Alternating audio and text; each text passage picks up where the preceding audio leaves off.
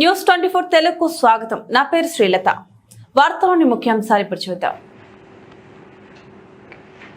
నిర్మల్ జిల్లా తానూరు మండల కేంద్రంలోని రైతు వేదికలో భూభారతి చట్టంపై అవగాహన సదస్సును నిర్వహించారు. ఈ అవగాహన సదస్సులో జిల్లా కలెక్టర్ అభిలాష అభినవ్ పాల్గొన్నారు. కలెక్టర్ మాట్లాడుతూ ప్రజల భూ సమస్యలు తీర్చాలన్న ఉద్దేశంతో భూభారతి చట్టాన్ని ప్రభుత్వం ప్రతిష్టాత్మకంగా తీసుకువచ్చిందని తెలియజేశారు.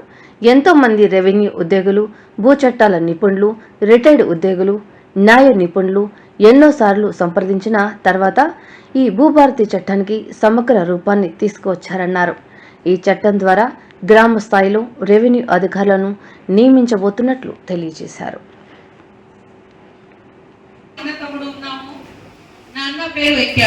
నాకు తెలియకుండా నాకు నోటీస్ రాలే, కానీ అన్న పేరు ఎక్కినవి ఉన్నాయి. పాత ఎంఆర్ఓ గతంలో సంతకం పెట్టారు, వాళ్ళకి పట్టబాసులు కూడా వచ్చినాయి కదా. ఇప్పుడు నేను ఏం చేయాలి? ఇది ఒక కామన్ సమస్య. మీ ఇంటికి కాదం ఉంది బాబు, మీరు సివిల్ కోర్టు వెళ్ళాలి. ఎందుకంటే ఎంత పంచారు, ఏం పంచారు మనకి తెలియదు. అండ్ పాత ధరణి యాక్ట్ లో ఒకవేళ పాస్బుక్ ఇచ్చారు అంటే ఫర్దర్ గా కోర్టు నుంచి మీకు పరిష్కారం కావాలి. ఇప్పుడు ఏం మార్పు అయింది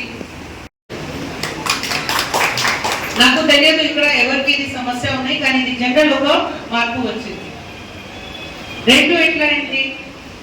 కొంతమంది ఏమంటున్నారు అంటే అసలే నా యాన్సెస్టర్స్ కి, నా తాతకి పేరు ధరణిలో అస్సలే లేదు, మిస్సింగ్ సర్వే నంబర్ కింద ఉంది.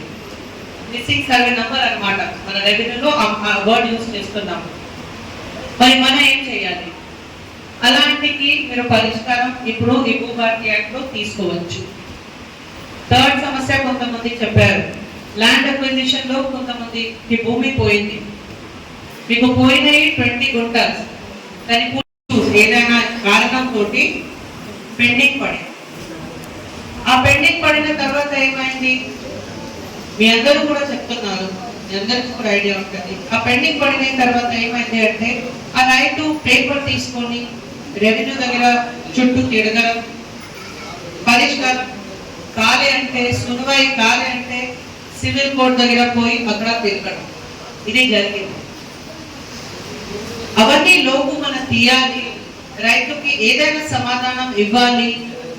ఆ ఆలోచనతోటి స్టేట్ లెవెల్లో, హైదరాబాద్ లెవెల్లో ఒక పెద్ద కమిటీ ఏర్పాటు చేయడం జరిగింది. ఈ రోజు కాదు, పోయిన సంవత్సరం, గతం సంవత్సరంలో కమిటీ ఏర్పాటు చేయడం జరిగింది.